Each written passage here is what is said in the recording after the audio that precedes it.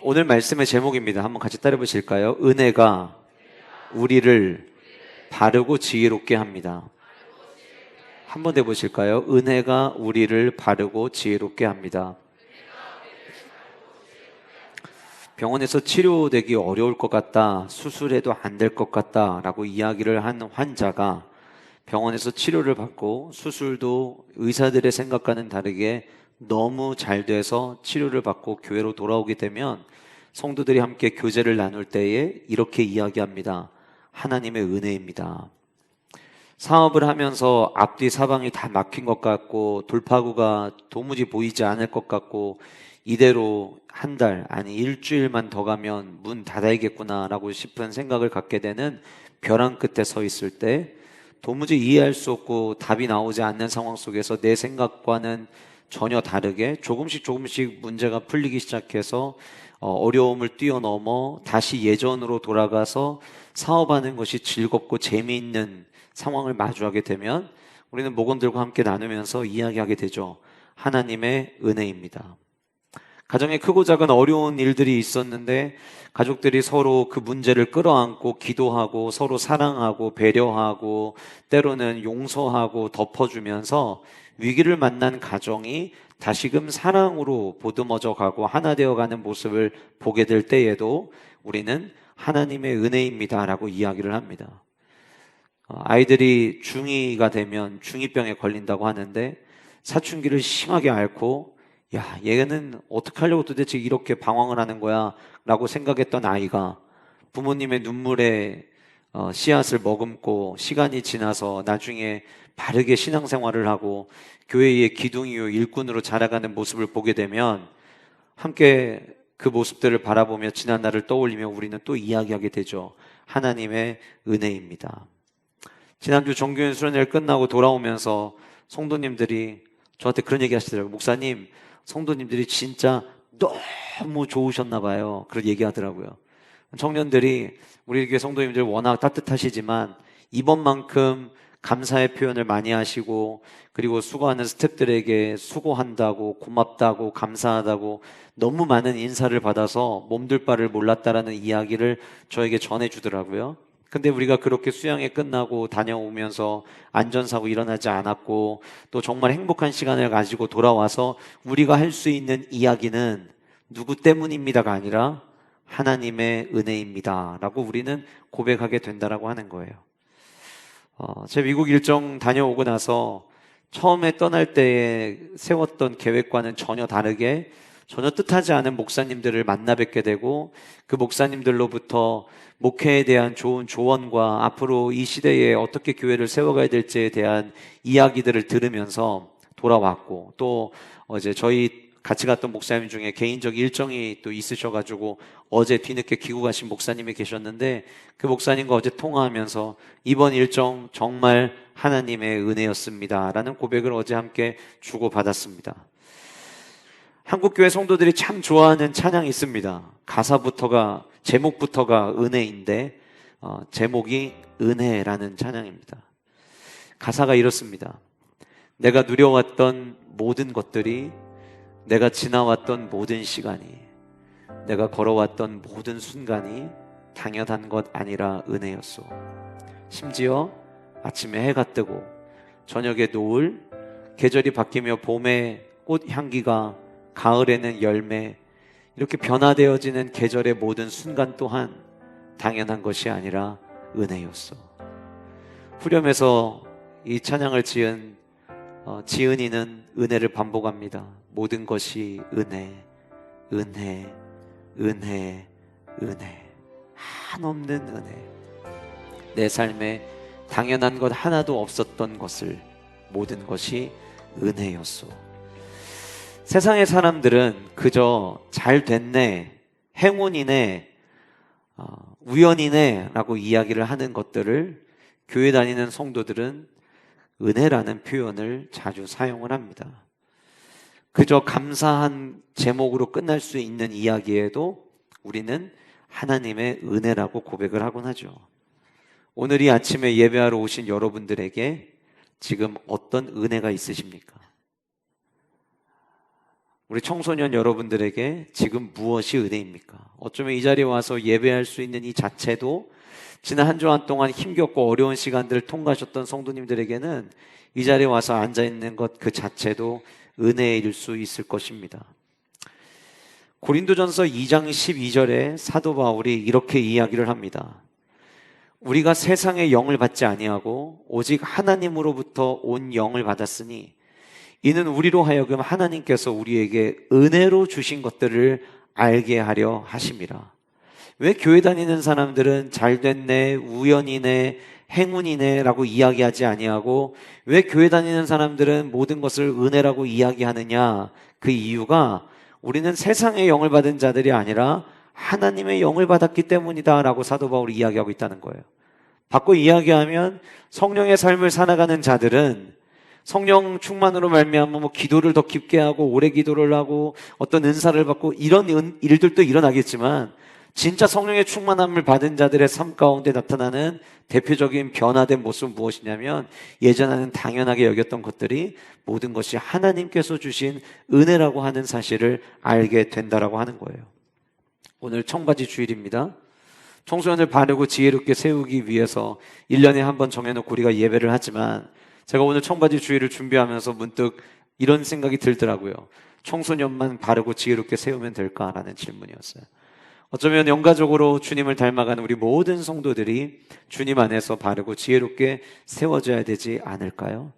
그런데 저는 오늘 말씀의 제목을 은혜가 우리를 바르고 지혜롭게 합니다. 아니 은혜를 아무데다 갖다 붙여도 유분수지 어떻게 은혜가 있어야 우리가 바르고 지혜롭게 세울 수 있다고 이야기할 수 있을까? 이런 생각 하실 수 있을 거예요. 그런데 은혜라는 찬양의 2절 가사에 은혜가 우리를 바르고 지혜롭게 세운다는 답을 주고 있더라고요. 내가 이 땅에 태어나 사는 것, 어린아이 시절부터 지금까지 내가 숨을 쉬며 살며 꿈을 꾸는 것, 그것도 당연한 게 아니라 은혜였다고.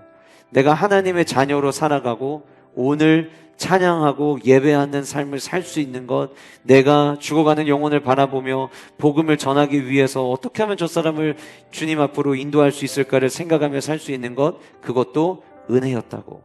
그러니까 결국은 은혜가 성도를 바르게 하는 것이요 은혜가 우리를 지혜롭게 만들 수 있다라고 하는 거예요.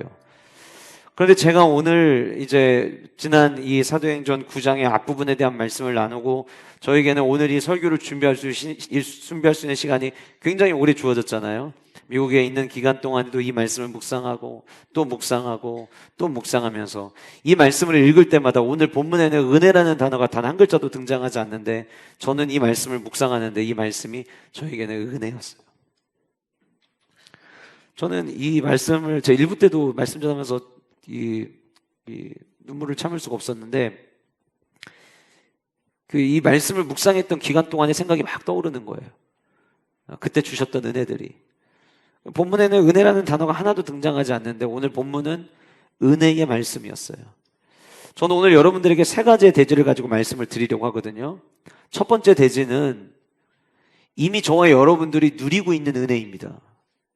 두 번째, 세 번째 은혜는 빈칸에 쓰는 거 아니에요? 두 번째, 세 번째 은혜는 우리가 주님 앞에 서는 그날까지 붙잡아야 될 은혜예요.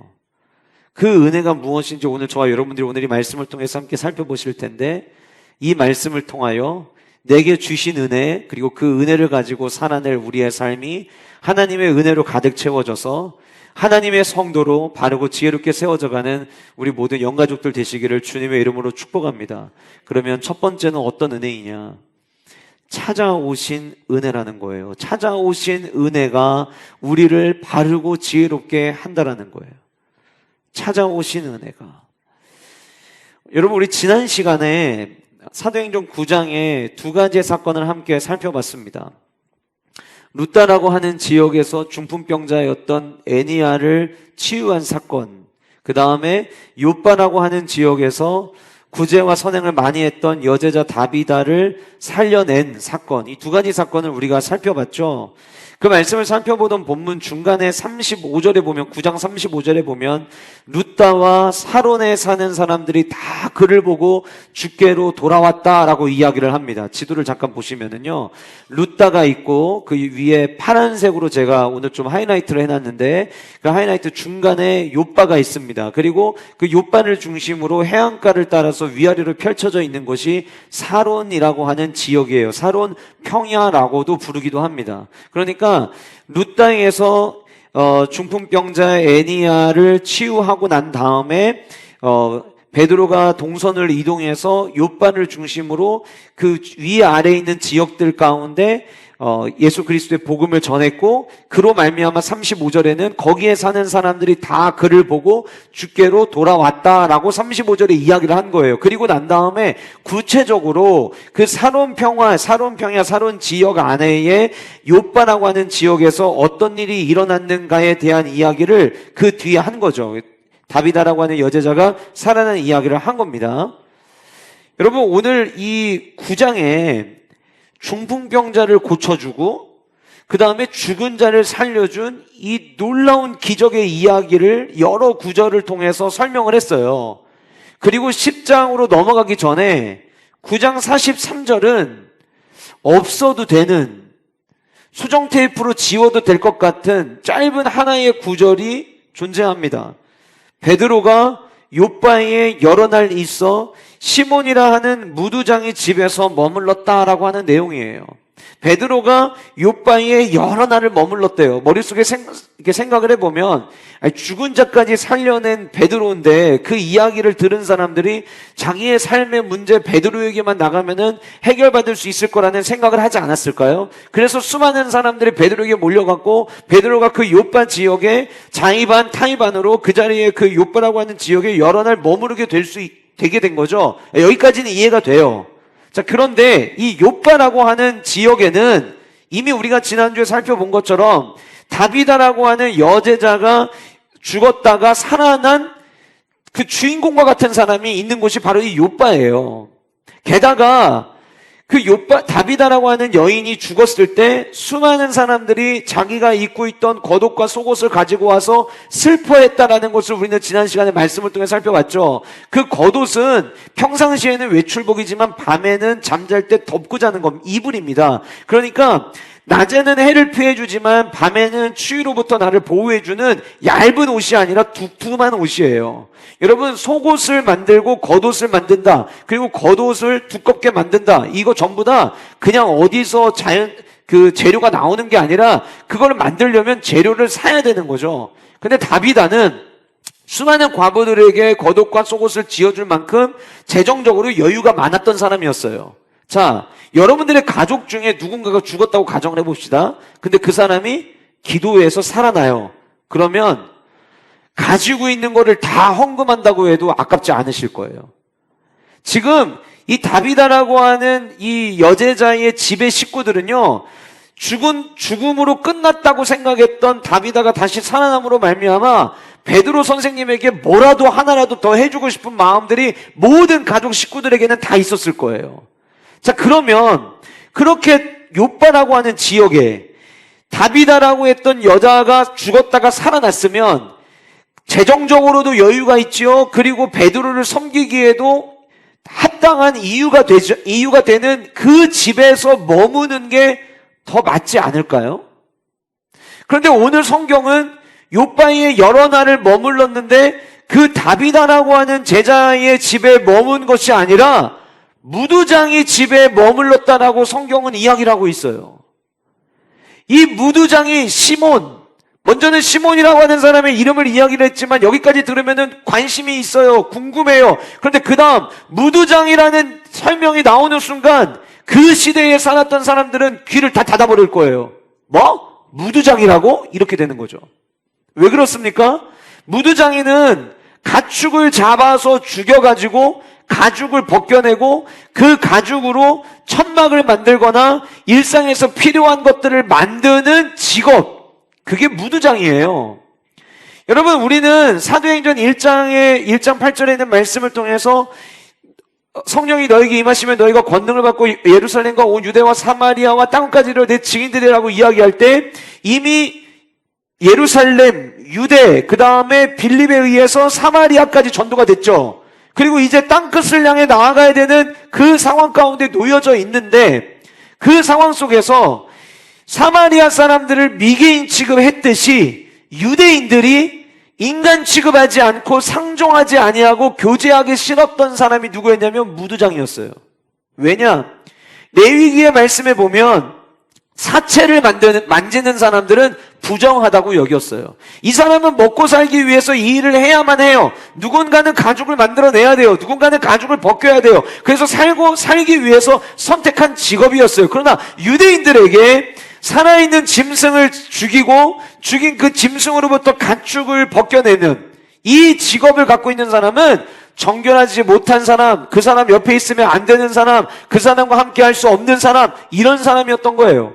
여러분, 지금은 하수시설이 잘 돼 있지만 이때 당시 이 예루살렘의 하수시설은 잘 돼 있겠습니까? 이 광야의 하수시설이 잘 되어 있겠습니까? 오늘 본문에 등장하는 이 욥바라고 하는 지역에 하수시설이 잘 되어 있었을까요?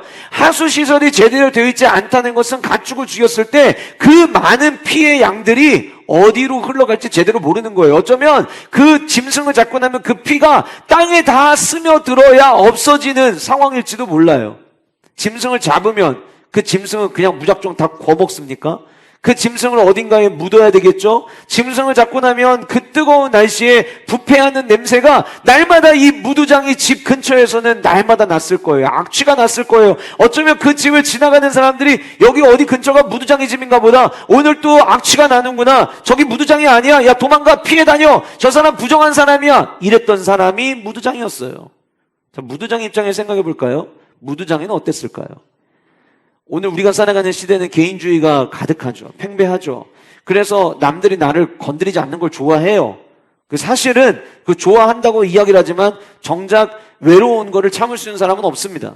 그런데 이때 당시에 무두장이의 입장에서 한번 보시면 많은 사람들이 장이가 지나갈 때마다 꺼림직스럽게 생각을 하고 가까이 오는 걸 싫어하고 내가 먼저 말을 걸어도 말을 더 이상 길게 끌지 않으려고 단답형으로 끝내고 이런 일들을 무두장에는 하루 이틀 경험한 게 아니었을 거예요.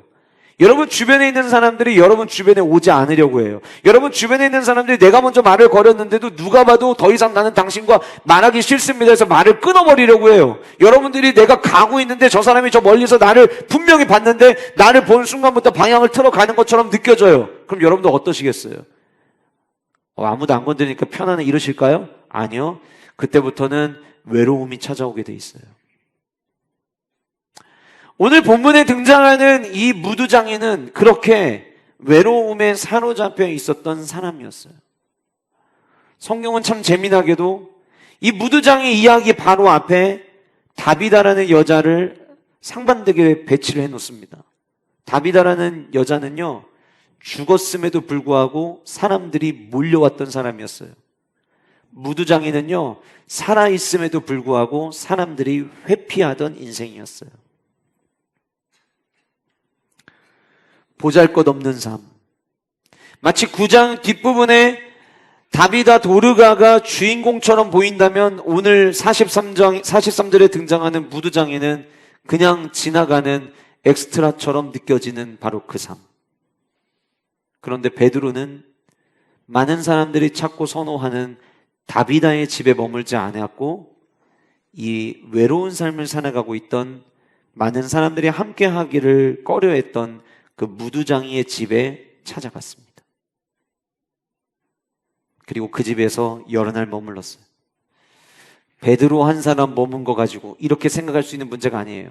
베드로는 그 시대에 지난 시간 우리가 이 도르가라는 여인을 일으킬 때에도 그의 일으킨 모습이 예수님을 너무 똑 닮았던 것처럼 어쩌면 그 시대에 진짜 무식한 사람들은 베드로를 예수님이랑 똑같은 사람이라고 착각하고 있는 사람이 있었을지도 몰라요. 베드로가 하는 이야기 그것이 진짜 복음이라고 이야기하는 사람들이 있었는지도 몰라요. 왜요? 베드로의 삶에는 하나님의 능력이 날마다 삶 가운데 흘러가고 있었거든요. 그러니까 베드로 한 사람이 무두장이 집에 찾아간 게 아니라 하나님의 능력이 무두장의 집을 찾아갔던 거예요.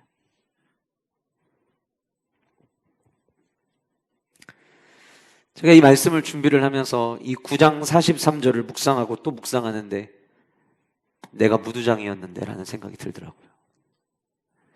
예수님을 만났으니 함께 교제할 수 있는 영가족들이 이렇게 많이 주어졌고, 예수님을 만났으니 주님이 주의 종으로 삼으셔서 강단 위에서 말씀을 전할 수 있는 기회를 주셨지만, 만약 내가 주님을 만나지 않았더라면, 만약 주님이 나를 찾아오지 않으셨더라면 나는 어땠을까?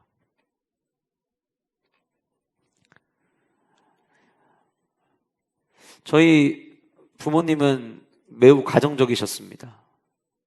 그래서 다른 목회자 가정의 자녀들과 비교해 봤을 때 저희는 상대적으로 와, 우리는 정말 행복했구나를 고백하게 됩니다. 근데 그럼에도 불구하고 교회의 모든 삶을 다 바치셨던 부모님이 성도님들이 힘들고 어려울 때 시간 가리지 않고 성도님들의 가정을 찾아가거나 신방을 가시게 되면 가정에 남겨져 있어야 되는 몫은 저와 저희 누나의 몫이었습니다. 그래서 어쩌면 많은 목회자의 자녀들이 주님을 따라가는 그 바른 길이 아닌 일탈을 하거나 벗어나는 삶을 살아가게 되는 것 같아요. 그런데 저는 청소년기에 교회가 참 좋았습니다. 그냥 교회가 놀이터였기 때문에 좋았던 게 아니라 보잘것없지만 어쩌면은 수많은 죄악으로 무두장이처럼 악취나는 인생이지만 그런 저에게 주님이 찾아오셨기 때문이었어요.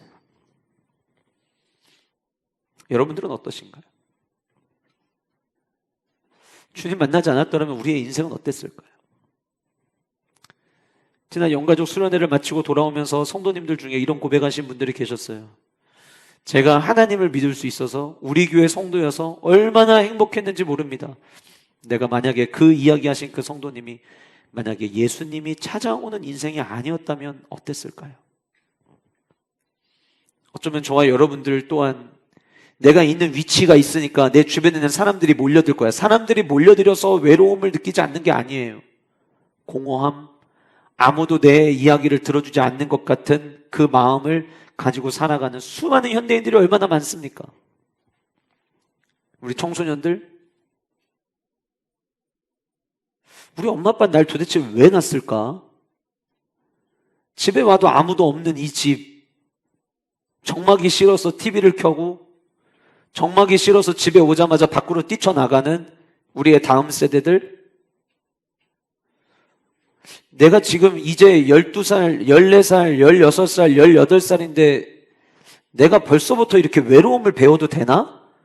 라는 생각을 어쩌면 하는 청소년들이 이 자리에 있을지도 모르겠어요.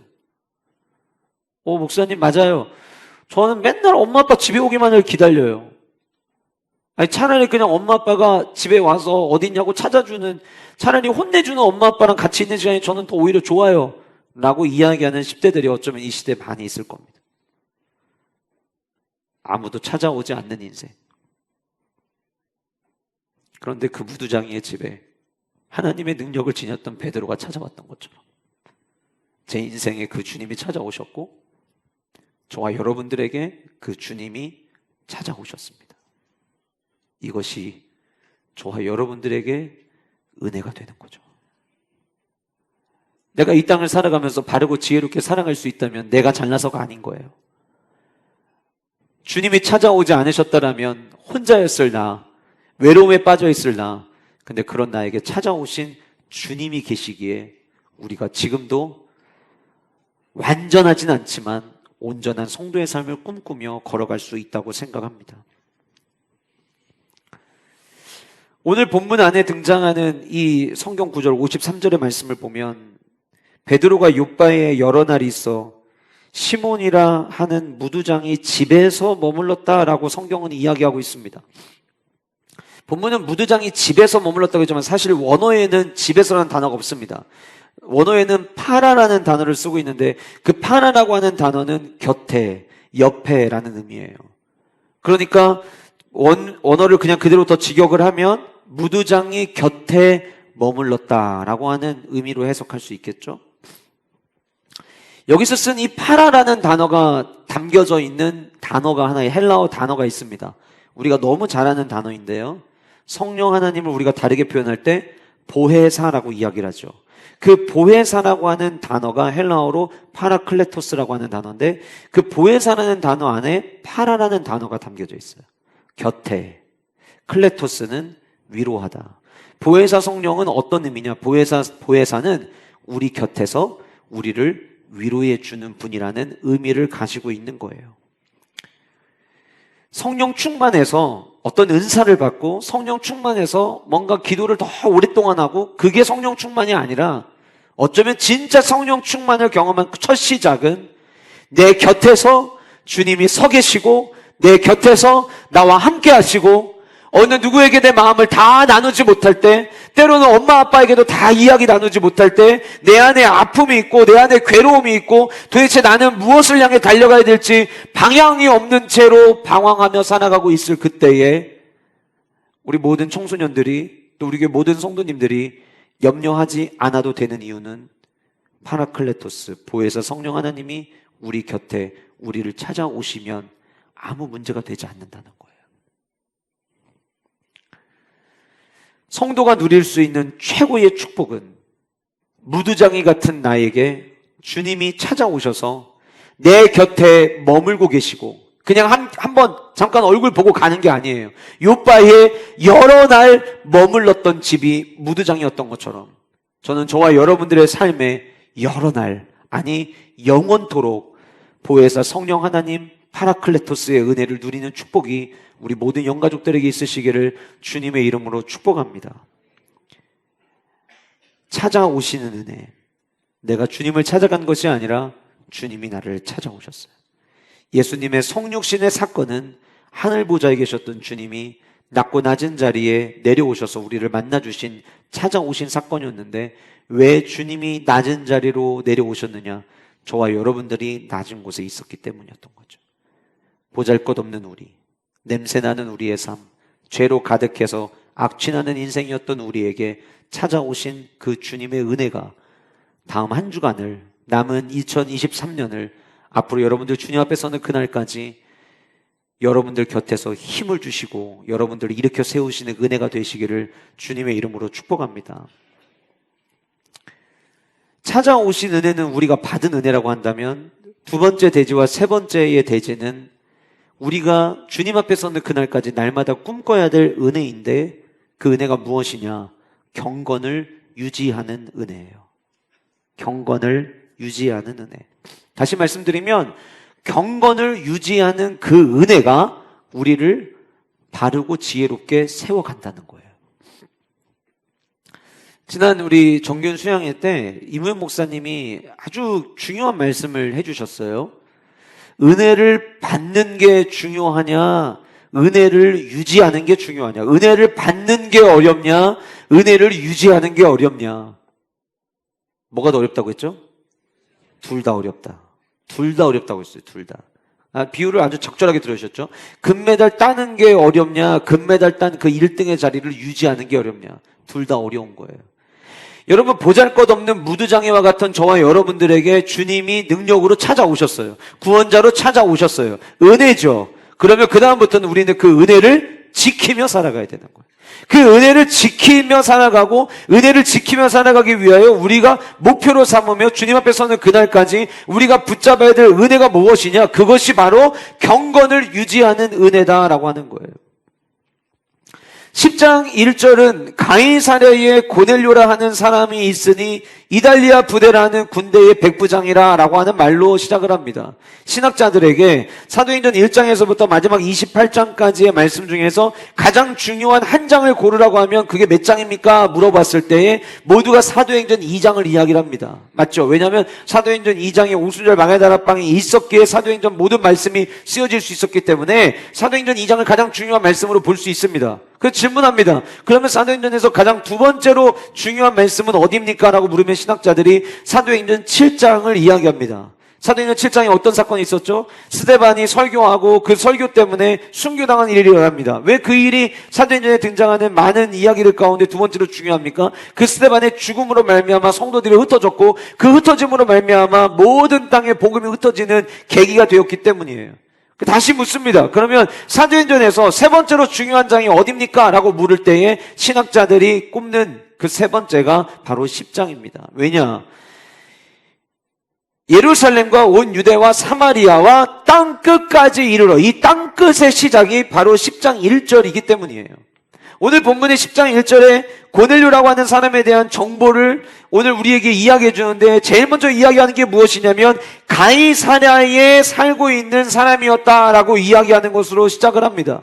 여러분, 이 가이사랴는 당시의 유대 지방의 행정수도였습니다. 행정수도였고 헤롯 대제가 건설한 화려함을 가졌던 항구 도시였다고 합니다. 근데 그거보다 더 중요한 것은 가이사랴에는 당시의 이방인들이 모여 살던 도시였다고 해요. 그러니까 가이사랴에 고넬료라는 사람이 있다라고 하는 이 말의 의미는 뭐냐면 이방 사람들이 모여 사는 곳에 고넬료라고 하는 사람이 있었다라고 이야기를 하는 거죠. 그리고 그 고넬료에 대한 두 번째 정보를 줍니다. 그게 누구냐? 이달리아 부데라 하는 군대의 백부장이다. 그는 로마의 통치 아래에서 녹을 받으며 살던 백부장이었어요. 당시 백부장을 오늘로 이야기하면 각 부대의 대위 정도로 생각하는 게 가장 좋다라고 이야기를 하더라고요. 역사학자였던 폴리비우스라고 하는 사람이 당시 백부장의 자격 조건에 대해서 정리해 놓은 글이 있는데 그 글에는 이렇게 적혀 있습니다. 압도되고 압박을 당할 때에 흔들림 없이 견고하게 서서 자신이 맡은 자리에서 죽을 수 있는 사람이 백부장이다. 이렇게 이야기하고 있더라고요. 그러니까 책임감이 있는 사람이고요. 윗사람의 지시와 아랫사람들을 아울릴 수 있는 통찰력을 가지고 있는, 통솔력을 가지고 있는 사람, 리더십이 있는 사람, 그 사람이 백부장이에요. 여러분, 우리 시대에는 대위가 뭐 별거 있어? 아니, 그 밑에 스나에 뭐 많은 사람도 아니고 100명밖에 거느리지 못하는데 그 사람이 뭐 대단한 사람이야? 라고 이야기를 하지만 모든 이 시대의 사회생활을 하는 사람들은 첫 번째 백부장의 자리를 다 꿈꾸지 않나요? 처음부터 부장 이사를 꿈꾸는 게 아니잖아요. 첫 번째로 들어가서 대리가 되고 그 다음 과장이 되고 부장이 되는 모두 다 명함 하나에 이름이 바뀔 때마다 그거에 희열을 느끼며 사는 삶을 우리가 꿈꾸지 않느냐라고 하는 거예요. 다시 말씀드리면 많은 사람들이 저마다의 사회생활을 시작할 때 내 인생에 내가 있는 위치, 내가 있는 이 분야에서 백부장 되는 것을 꿈꾸며 다 시작을 합니다. 오늘 본문에 등장하는 이 고넬료라고 하는 사람, 어느 누군가들에게는 참 부럽다 라고 생각될 만한 사람이에요. 적어도 그가 거느리고 있는 수많은 사명들에게 백부장의 위치는 너무나도 아름답고 대단한 위치인 것으로 보였으리라 생각이 되어집니다. 하나님의 통치를 받는 것보다는 로마의 군대의 통치 아래에 있는 것이 맞는 바로 그 고넬료에 대한 정보, 세상적인 사람들이 관심 갖는 백부장이라는 정보를 이야기하고 난 다음에 2절에서는 이 고넬료라고 하는 사람의 또 다른 정보를 이야기를 합니다. 뭐라고 이야기합니까? 그가 경건하여 온 집안과 더불어 하나님을 경외하며, 자기 혼자 하나님을 경외한 게 아니에요. 자기 아내를, 자기의 자녀들을, 자기의 친척들을 다 같이 아우러서 함께 하나님을 경외하며 백성을 많이 구제하고 하나님께 항상 기도하였던 사람이라고 성경은 오늘 소개하고 있습니다. 어쩌면 우리 자녀 세대들의 부모님들은 이 자녀들이 어딘가에 나아가 사회생활을 시작할 때 1절과 2절 중에서 1절의 타이틀을 갖기를 원할지도 몰라요. 야, 얘들아, 니들 잘 돼서 일단은 어느 곳에서든지 백부장 먼저 되라. 백부장 되고 나서 그 다음 군대대장 되라. 너 일단은 네가 취직하게 되면 너무 오랫동안 사원으로 있지 말고 하루빨리 팀장 되고 하루빨리 대리 되고 하루빨리 과장 되고 하루빨리 부장 되라. 엄마가 널 위해서 기도할게. 아빠가 널 위해서 기도할게. 네가 만약에 창업을 한다면 적어도 밑에서 직원들 한 100명은 거느릴 수 있는 회사의 사장이 되라. 어쩌면 우리가 모두가 꿈꾸는 타이틀은 1절의 타이틀일 거예요. 그러나 여러분, 우리가 관심 가져야 될 타이틀은 1절이 아니라 2절입니다. 이방인이었어요. 백부장이었어요. 그런데 그 고넬료에 대해서 뭐라고 이야기하냐면 그는 경건한 사람이었다라고 이야기를 합니다. 이방인이었던 자가 어떻게 경건한 삶을 살 수 있어요?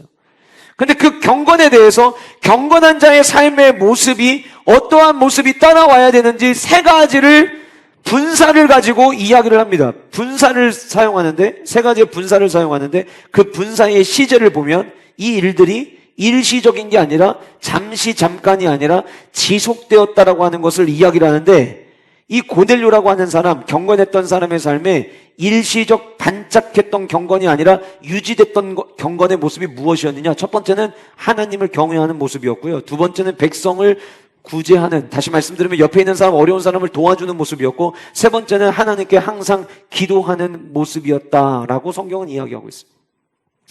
사도 바울은 말세에 대해서 이야기하면서 이 마지막 때가 되면 경건의 모양을 가진 자들은 있지만, 더 쉽게 얘기할까요? 예배 나가는 사람들은 많지만 경건의 능력을 지닌 자들은 많지 않다. 이렇게 말세에 대해서 경고했습니다. 겉으로 보기에는 신앙생활 해요.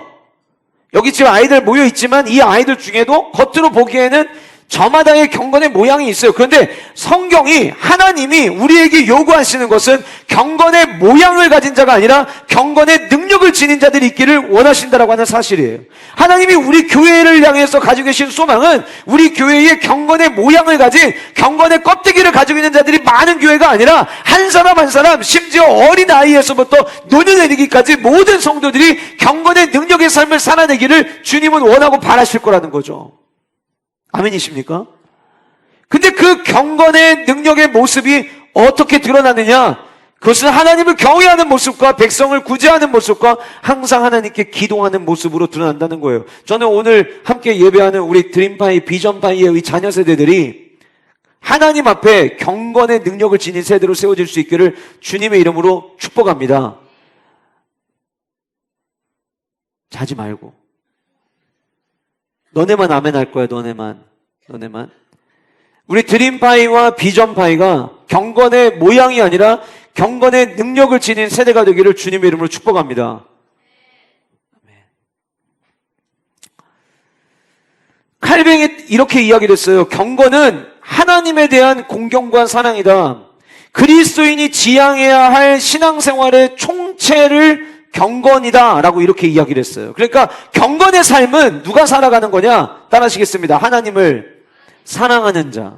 자, 하나님을 사랑하는 자의 삶에는 경건의 모습이 나타날 수밖에 없는 거예요. 자, 그러면은요, 일시적 경건이 아니라 경건을 유지한다는 말의 의미는 뭐냐면 변함없이 하나님을 사랑하는 거예요.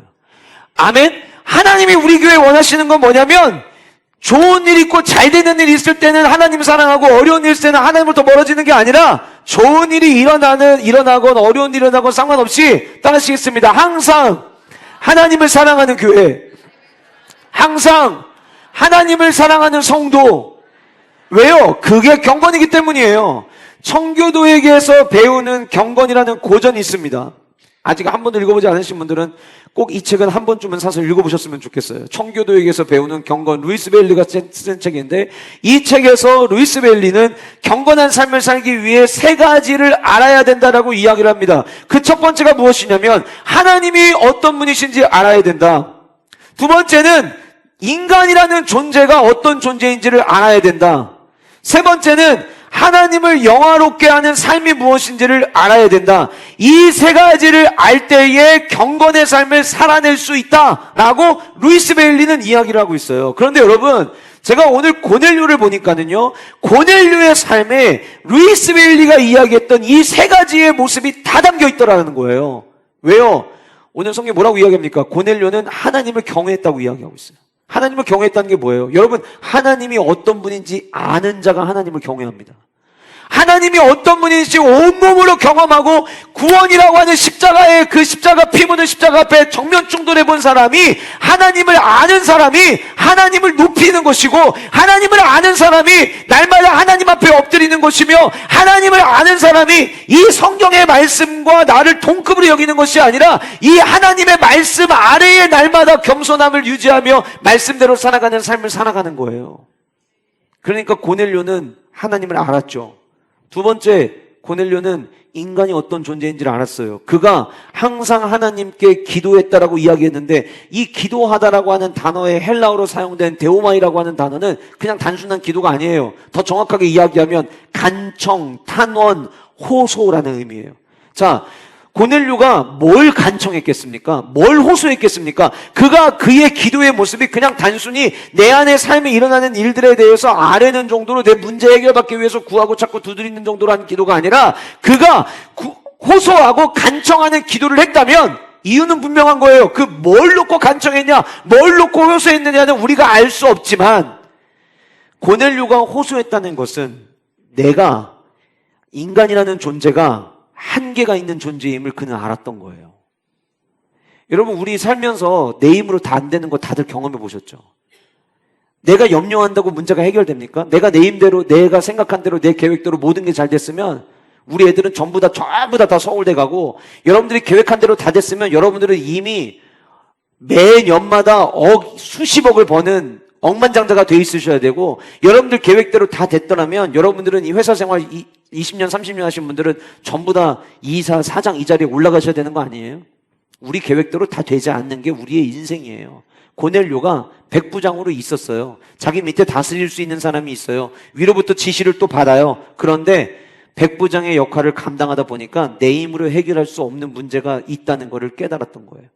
아, 인간이라는 존재는 한계가 있구나. 내 힘으로 안 되는 게 있구나. 그러면 하나님께 구해야겠다. 그래서 그는 하나님께 간청했던 거예요. 하나님이 누구신지 알고 내가 누구인지를 알아서, 이거를 다르게 쉽게 이야기하면 주제 파악이 된 자들이 기도하는 거예요. 내가 누구인지를 아는 자가 하나님을 찾는 거예요. 왜 기도하지 않아요? 기도한다고 뭐 다 되나? 하나님을 몰라도 너무 모르는 거고요. 나라는 존재를 몰라도 너무 모르기 때문에 그런 이야기를 하는 거죠. 우리가 어떠한 응답을 받기 위해서만 기도하는 게 아니라 그 하나님과의 교제, 그 하나님이 누구신지 내가 알았어요. 너무 위대하신 분이에요. 경외해야만 하는 분이에요. 찬양받기에 합당하신 분이에요. 내가 그분과 교제할 수 있다. 이건 엄청난 특권이고 엄청난 축복입니다. 그러니 그분 앞에 나아가 엎드려 경외하는 마음을 가지고 기도하고 아뢰는 거죠. 세 번째로 고넬료는 하나님을 알았고 자기 자신만 안 것이 아니라 하나님을 영화롭게 하는 방법이 뭔지를 알았어요. 그래서 그는 백성들을 구제했어요. 어려운 자들을 도왔어요. 왜요? 하나님께서 구약에서부터 그리고 예수님을 통해 다시 한번 확인시켜 주신 하나님이 원하시는 커다란 계명 딱 두 가지 다 자르고 마지막 두 가지만 남긴다면 그 두 가지 중에 첫 번째는 마음과 뜻과 정성을 다하여 하나님, 주 너희 하나님을 사랑하는 것이요, 두 번째는 내 이웃을 내 몸과 같이 사랑하는 것이다. 내 주변에 있는 사람을 사랑할 때에 그 사랑하는 모습을 통해서 하나님께서 영광 받으시는 거예요. 저와 여러분들의 삶은 하나님께 영광 돌리기 위해서 지음받은 존재인데 우리가 어떻게 하나님을 영화롭게 할 수 있습니까? 착한 행실을 통하여 우리는 하나님께 영광을 돌릴 수 있다고 성경은 이야기하고 있어요.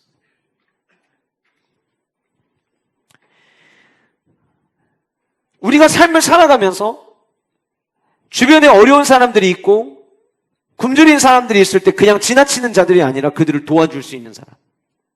저는 오늘 함께 예배하는 우리 드림파이, 비전파이 아이들이 내 주머니에 1,000원짜리 한 장밖에 들어있지 않을 때에 그 1,000원으로 내가 먹고 싶은 거, 내가 사고 싶은 거를 사는 날도 있어야 되지만 어떤 날에는 그것보다 나는 내가 원하는 거를 사지 못한다 할지라도 내게 준 걸 가지고 누군가에게 뭔가를 사줄 수 있는 존재들이 될 수 있기를 축복합니다. 왜요? 그게 하나님을 영화롭게 하는 삶이기 때문이에요. 부모님에게 내가 용돈을 받아요. 부모님이 나 쓰라고 준 거예요. 그런데 요즘 같은 날 너무 덥잖아요. 아빠가 바깥에서 땀 흘리고 일하고 들어오시는 아빠의 모습을 봤는데 이게 이 아이의 마음에 담겨지는 거죠. 그래서 안 되겠다. 내가 한 달 용돈을 엄마가 주셨는데 이 용돈으로 빙수 한 그릇밖에 한 그릇 사면 끝나는 용돈인데 내가 아빠를 위해서 이거는 써야겠다. 그런 깨달음이 있기를 축복합니다. 섬김이에요, 섬김. 이 시대는 섬김을 다 차단시켰어요. 김영란법으로 차단시켰고 뭔가 누군가를 섬기면은 쟤 또 잘 보이려고 저러는구나 이렇게 해서 차단시키고 다 차단시켜버렸어요. 그러나 하나님은 우리의 착한 행실을 통해서 영광 받으신다고 성경이 이야기하고 있다면 우리는 그 삶을 살아내야 하는 거예요.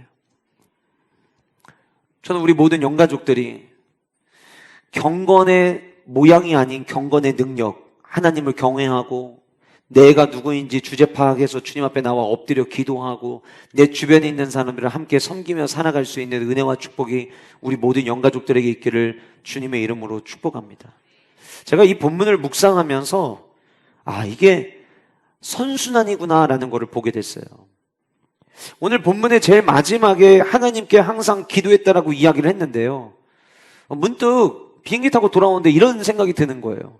항상 하나님께 기도할 수 있다는 것도 그것만으로도 엄청난 은혜인데 그 생각이 갑자기 드는 거예요. 제가 미국 가면서 성도님들한테 기도 부탁했잖아요. 기도 시간 확보하도록.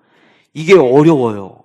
그러니까 기도 시간을 확보하려면 유일한 방법은 시차 적응 안 되는 그 시간에 남들보다 먼저 눈 떠서 그 시간에 기도하는 방법밖에 없어요. 감사하게도 그 미국에 있는 기간 동안에 아침에 일찍 깨워주셔갖고 4시 반, 5시 이때 되면 일어나니까 저희가 거의 아침에 8시부터 일과를 시작을 했거든요. 그러니까 아침에 일어나면 공경 읽고 큐티하고 기도하는 개인적 시간이 주어진 거죠. 근데 제가 돌아오면서 느낀 게 그거예요.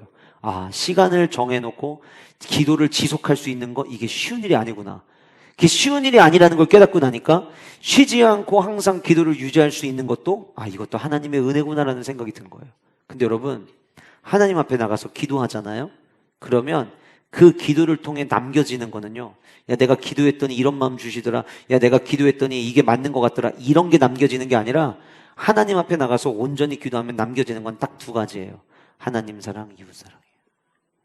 하나님 앞에 나가서 기도하잖아요. 어떻게 하면 하나님을 더 사랑해야 될까를 깨닫게 하시고요, 하나님 앞에 나가서 엎드려서 기도하잖아요. 내 주변에 있는 사람을 내가 어떻게 돌봐야 될지에 대한 깨달음을 하나님은 주세요. 저는 그 지혜가 우리 모든 영가족들에게 있기를 주님의 이름으로 축복합니다. 찾아오신 은혜가 있었어요. 무두장애와 같은 나에게 찾아오신 은혜가 있었어요. 그럼 이제부터는 그 은혜를 지키는 삶을 살아야 돼요. 그 지키는 삶은 경건을 유지함으로 말미암아 경건을 유지하는 그 은혜가 우리를 바르고 지혜롭게 세워나간다는 것 함께 기억하시면서 날마다 주님께서 주신 그 은혜, 경건을 지키기 위해서 함께 힘쓰며 살아가는 우리 모든 영가족들 되시기를 주님의 이름으로 축복합니다. 마지막 3번째는 기억하시는 은혜예요. 기억하시는 은혜. 다시 말씀드리면 우리가 함께 꿈꿔야 될 은혜가 뭐냐? 하나님이 기억하시는 그 은혜, 그 은혜가 우리를 바르고 지혜롭게 한다라고 하는 거예요. 오늘 말씀 3절에 보시면 하루는 제9시쯤 되어 이렇게 시작합니다. 제9시쯤 한번 등장했었죠. 언제 등장했죠?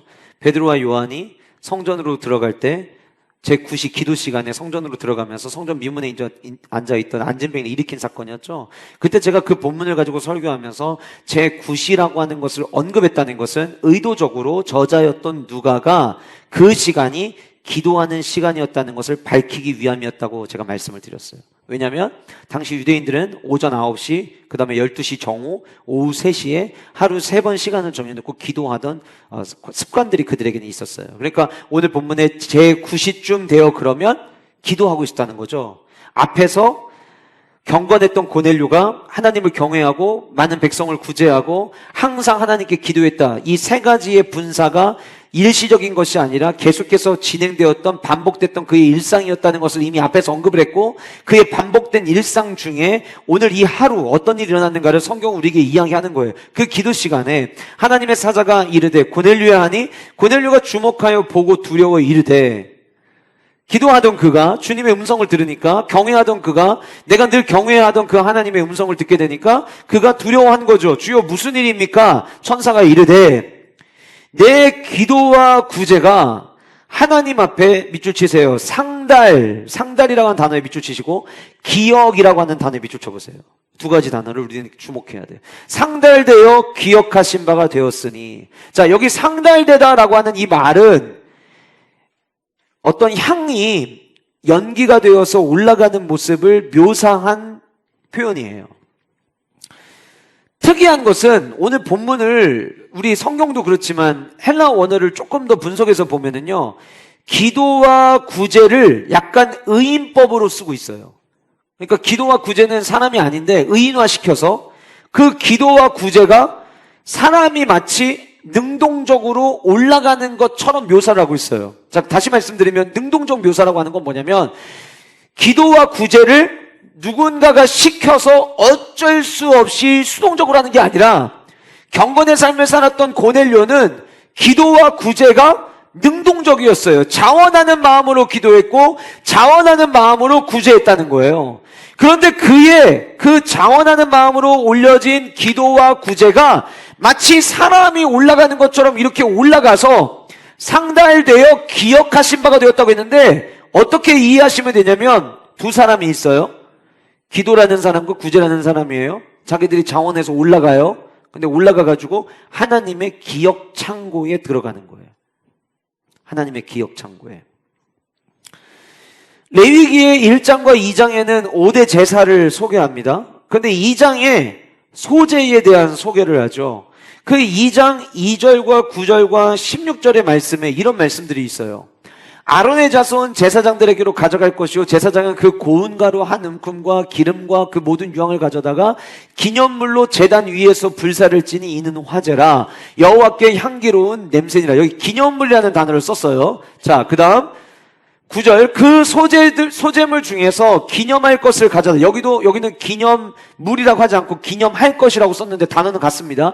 기념할 것을 가져다가 제단 위에서 불사를 지니 이는 화제라. 여호와께 향기로운 냄새니라. 냄새가 올라가는 거예요. 16절, 제사장은 찢는 곡식과 기름을 모든 유황과 함께 기념물로 불사를 지니 이는 여호와께 드리는 화제니라. 이 2절과 9절과 16절에 기념물, 기념할 것, 기념물이라고 이야기하고 있는 이 히브리 단어가 번역을 하면 어떤 의미를 가지고 있냐면 기억하신 바라는 의미를 갖고 있어요. 기억하신 바. 자, 그러면 오늘 본문 4절에 이 단어가 들어있죠. 하나님 앞에 상달되어 기억하신 바가 되었으니, 자, 이 기념물이라는 단어가 기억하신 바라는 의미를 가지고 있다고 했으니까 오늘 본문의 4절에 기억하신 바라고 하는 그 단어를 기념물로 바꿀 수 있는 거예요. 그러니까 하나님께 상달되어 기념물이 된 거예요. 자, 무슨 얘기냐? 잘 들으세요. 고넬료가 하나님 앞에, 고넬료가 기도하고 구제한 것이 하나님이 받으시는 기념물이 된 거예요. 기념물은 언제 쓰이는 거냐면 하나님께 드리는 제사에 쓰이는 거예요. 고넬료의 기도와 구제가 하나님이 보실 때에는 무엇이 되었냐면 예배가 됐다는 거예요. 우리는 날마다 이런 이야기를 합니다. 주여, 내가 삶의 예배자가 되게 하여 주시옵소서. 삶의 예배자가 된다라고 하는 것이 집에서 기타 치면서 찬양하고 집에서 내가 설교를 말씀을 같이 나누고 그게 예배자가 아니에요. 물론 그런 예배자도 필요하겠죠. 그런데 하나님이 기뻐하시는 삶의 예배자는 무엇이냐면 자발적으로 기도하고 자발적으로 어려운 사람들을 돕는 삶을 살아내는 것. 그것이 하나님 보시기에는 삶의 예배가 되어 하나님이 그 모습들을 기억하신다라고 하는 거예요. 여러분, 우리가 하나님을 기억하는 거는 당연한 거고요. 우리가 하나님을 기억하는 거는 그렇게 중요하지 않아요. 진짜 중요한 게 뭔 줄 아세요? 진짜 중요한 것은 하나님이 우리를 기억하시는 거예요. 저는 우리 모든 영가족들이 하나님이 기억하시는 성도 되시기를 소원하고, 우리 교회 모든 드림파이, 비전파이 우리 아이들이 하나님이 기억하시는 청소년들 되기를 주님의 이름으로 축복합니다.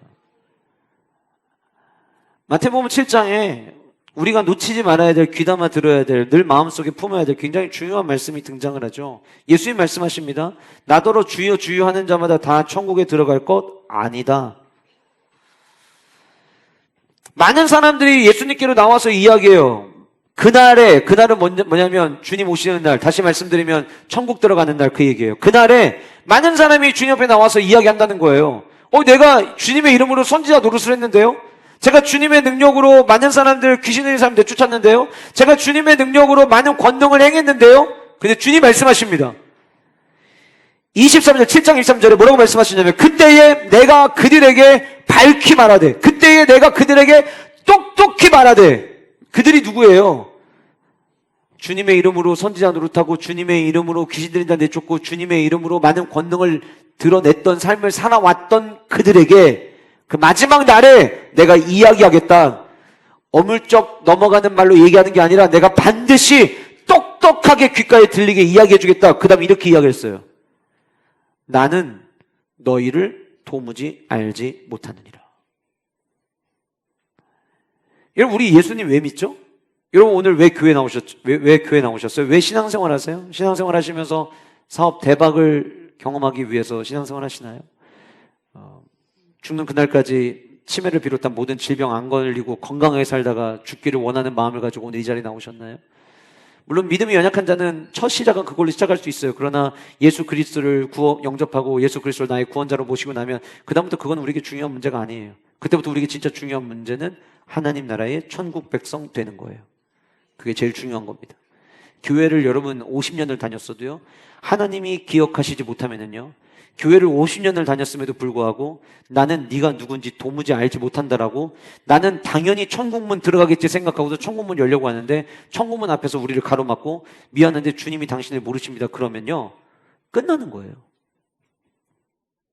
우리 모두는 그 하나님의 나라에 들어가서 영원토록 고통이 없고 아픔이 없고 눈물이 없는 곳에서 영원토록 주님을 예배하는 삶을 꿈꾸며 오늘 이 자리에 나온 줄 저는 믿습니다.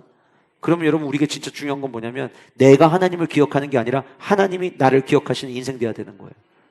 상달되는 인생, 향기가 되는 인생. 너는 그리스도의 향기라. 뭘로 향기를 드러낼 거예요? 기도와 구제로 우리의 향기를 드려야 되는 거예요. 여러분, 장사를 해도 남는 장사를 하는 사람들이 지혜로운 거예요. 제주도에 숙박업소가 엄청나게 많습니다. 그런데 그 많은 분들이 펜션을 하는데, 처음에 펜션을 할 때에는 이 정도 사이즈의, 이 정도 규모의, 이 정도의 뷰에, 이 정도의 시설을 갖추고 있으면 많은 돈을 벌 수 있을 거라고 생각을 해가지고 계약을 하고 펜션 건물을 산대요. 대출을 받고 막 산대요. 근데 비수기가 있고 성수기가 있잖아요. 결국에는 내가 투자한 돈 제대로 거두지 못하고 다른 사람에게 넘기기에 급급한 경우들이 많다고 합니다. 여러분, 뭘 하나를 하더라도 남아야 되는 거예요. 신앙생활 저는 마찬가지라고 생각해요. 신앙생활도 남아야 돼요. 통장 잔고가 남기는 게 아니라 우리 신앙생활을 통해서 우리가 남겨야 되는 것은 무엇이냐면 주님의 영원한 나라에 들어가는 그 입장권 하나는 남겨야 되지 않겠어요? 그런데 예수님은 오래 믿었어요. 교회는 오래 다녔어요. 근데 기도 생활이 없어요. 교회는 오래 다녔어요. 근데 내 주변에 있는 사람, 어려운 사람 도와주는 삶은 없어요. 뭘 많아서 합니까? 아니에요. 여러분들 가운데는 지난 2박 3일 동안 영가족 수양회 가시면서 나도 좀 이 전교인 수양회 가는데 나도 좀 가진 게 있으면 나도 좀 헌금할 텐데, 근데 조금도 헌금에 동참을 하지 못하고 겨우겨우 비행기 표값만 확보하셔가지고 구하셔가지고 제주도를 가셨어요. 쓸 돈도 그렇게 많이 챙겨오지 못했어요. 근데 함께 길을 걷고 정원을 걷다가 옆에서 함께 말동무해주는 성도님, 그래, 내가 이분한테 음료수 한 잔이라도 좀 대접하자. 그래서 여러분들이 선한 마음으로 음료 한 잔을 샀다면 그 한 잔의 음료는 그분에게 기억이 안 된다 할지라도 주님은 기억하실 거예요. 우리는 끊임없이 구제의 삶을 살아내야 합니다. 구제는 억지로 수동적으로 하는 게 아니라 능동적으로 할 때 주님이 기억하십니다. 돌아가면서 목장이 돌아오면 써니카트에 채워 넣습니다. 어떻게 보면 우리에게는 이제 하나의 책임감이요 의무처럼 다가왔겠지만, 그러나 그것조차도 억지로 하는 것이 아니라 자원하는 마음으로 하시기를 주님의 이름으로 축복합니다. 왜요? 그럴 때 써니카트에 하나를 담는 여러분들의 손을 하나님이 기억하시기 때문이에요. 벌써 들어왔어?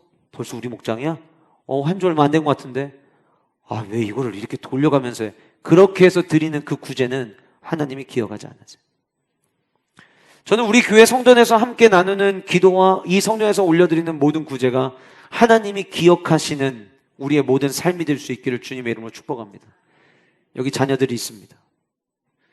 얘네들이 어떤 꿈을 갖고 어떤 비전을 가지고 얼마나 성적이 좋고 그게 이 아이들의 미래를 결정짓는 게 아니에요. 이 아이들이 설사 공부를 못해도요, 공부를 못해도 된다는 걸 얘기하는 게 아니에요. 열심히 해야 돼요. 방학 이제 끝나가는 날이 얼마 남지 않았어요. 방학 숙제 부지런히 해야 돼요. 여러분들 열심히 해야 돼요. 열심히 해야 되는데 성적이 이 아이들의 미래를 결정하는 게 아니에요. 이무현 목사님이 그렇게 얘기하잖아요. 자기는 텔레토비였다고. 그냥 4명의 친구들과 맨날 동네를 돌아다니는, 아무 생각 없이 동네를 돌아다니는 텔레토비 같았다고. 그런데 하나님을 만나고 주님을 부르짖기 시작하고 주님 앞에 학교에 캠퍼스의 복음화를 위해서 기도했더니 하나님이 사용하시더라. 그리고 결국 뭘까요? 그 기도를 하나님이 상달하신 거예요. 기억하신 거예요. 저는 우리 다음 세대들, 아까 보니까 얘네들 아무것도 안 하는 것 같지만 토요일 날 오후에 모여서 기도회도 하고 수련회 하면서도 뜨겁게 주님을 찾고. 그런데 여러분들이, 얘들아 날 봐봐, 얘네들이 회복해야 될 게 있어요. 그게 뭔 줄 아니 얘들아? 너네가 회복해야 될 거? 따라해봐. 방과 후 기도. 방과 후 기도. 방과 후 스쿨, 방과 후 학교 이거 말고 방과 후 기도를 회복해야 돼요. 우리 지금 청년들을 중고등부 시절에 학교 끝나면 집에 가기 전에 교회 들려서 기도하고 가는 게 일상이었어요.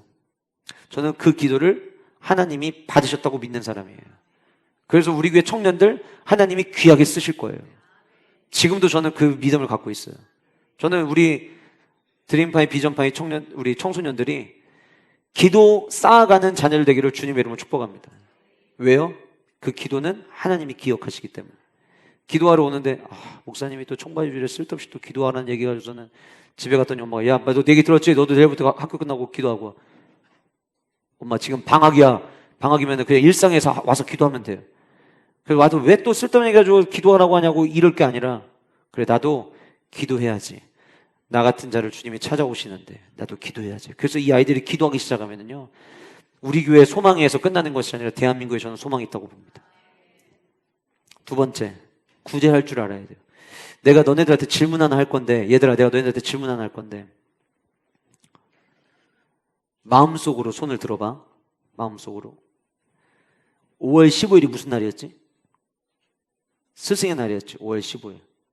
스승의 날에 학교 담임 선생님, 교회 나를 맡고 있는 선생님한테 저는 감사를 표현했습니다라는 사람 손 들어봐. 그 엄마가 알아서 하던데 그거 말고 내가 한 사람 손 들어봐. 마음이 밖에 있는 친구도 있어요. 저는 이 친구들이 마음속으로 다 손 들기를 바랍니다. 그런데 현실은 그렇지 않을 거예요. 지금 시대에 누군가를 섬긴다는 거, 선생님이 날 가르쳐주는 거 당연한 거 아니야? 선생님들은 그래도 학교 선생님들은 매일마다 보는데 교회 선생님이 일주일에 한 번 보는데 내가 굳이 교회 선생님한테 뭘 해야 돼? 학교 선생님한테도 해야 되고 교회 선생님한테도 왜 엄밀히 얘기하잖아요. 교회 선생님들이 더 중요합니다. 여러분들 인생에는. 왜냐하면 학교 선생님들이 여러분들 위해서 기도하진 않잖아요. 여러분들을 위해서 기도하는 선생님들, 저는 목사님 교사인데 애들 위해서 기도를 못해야 돼. 그럼 지금 찔림 받으면 돼요. 지금부터 기도하시면 되고. 선생님들이 기도하잖아요. 그럼 선생님들한테 감사 표시해야 돼요. 부모님들 애들한테 시키셔야 돼요. 목사님 요즘 학교에서 그런 거 안 합니다. 안 해도 우리 교회는 해야 돼요. 왜요? 그게 쌓아지는 거예요. 하나님이 그거를 기억하시거든요. 그래서 저는 우리 청소년들 하나님이 기억하시는 인생 되기를 주님으로 축복합니다. 스승의 날이 꼭 5월 15일만이 스승의 날입니까? 다음 주에 하세요.